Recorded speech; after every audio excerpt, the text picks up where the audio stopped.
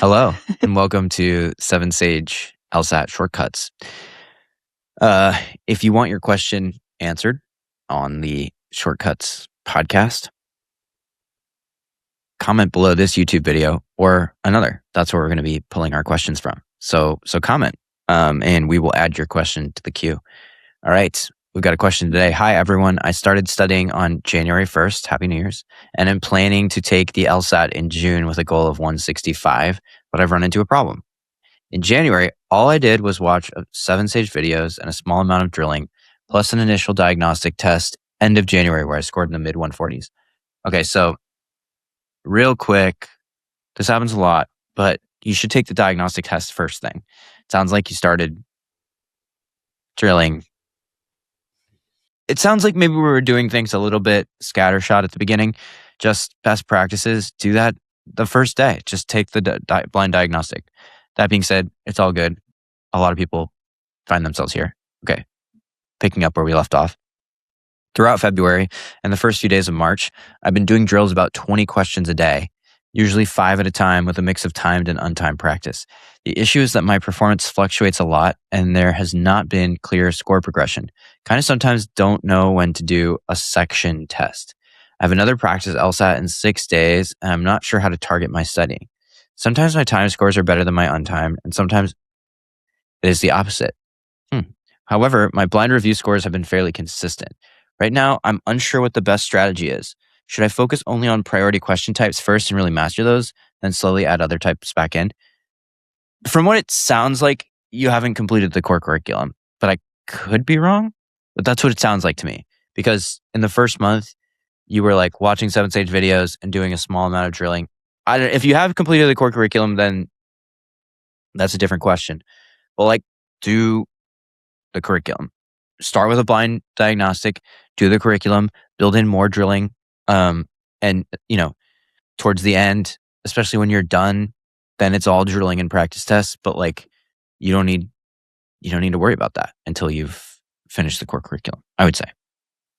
Agreed. Yeah. And so that will hopefully add more structure into your studying already. And just know that the curriculum isn't all videos. It's a lot of you try the questions, see some theory and approach, apply it to the questions, do a little drill at the end. It'll just give you a smarter way to introduce yourself to each question type and then practice. But yeah, if you have already gone through that and you're in this phase of your studying where you've been doing some drills where it's 20-ish questions a day, I'm curious what those questions have been as well, because no matter what, I would definitely recommend using that 7 Sage analytics to pinpoint a couple of question types or reasoning styles like conditional reasoning. What else do we call those? Logic tags for the stimulus.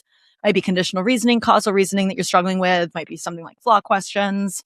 Grab a couple of those each week and then have that be the thing that helps you inform your individual drills that you do.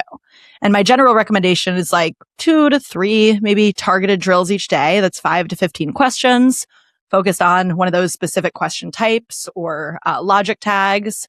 Then doing a few full sections throughout the week. Maybe you give yourself some extra time on those when you first start easing into them, 45-minute sections if you normally have 35-minute sections. Starting to taper those down over the course of some weeks, and then getting in the habit of doing a weekly practice test.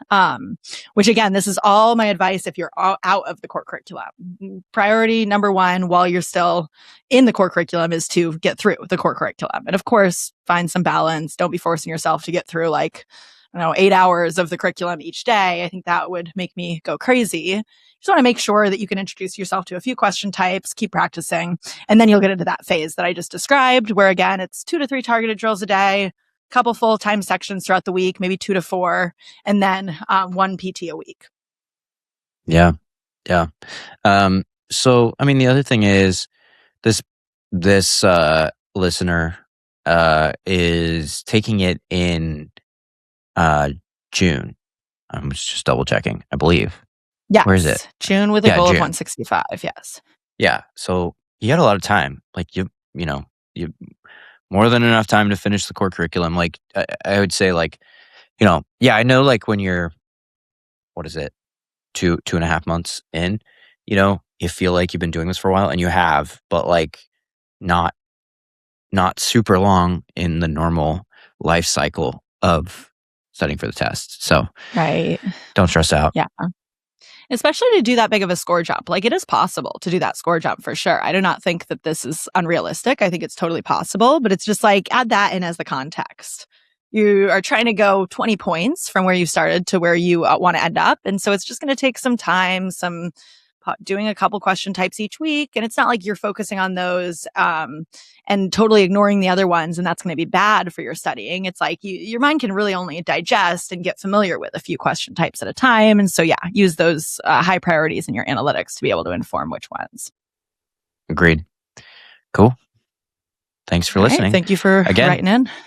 If you want us to answer your question, comment on the YouTube video. That's where we're going to be pulling the questions from. Thanks for listening. We'll see you tomorrow.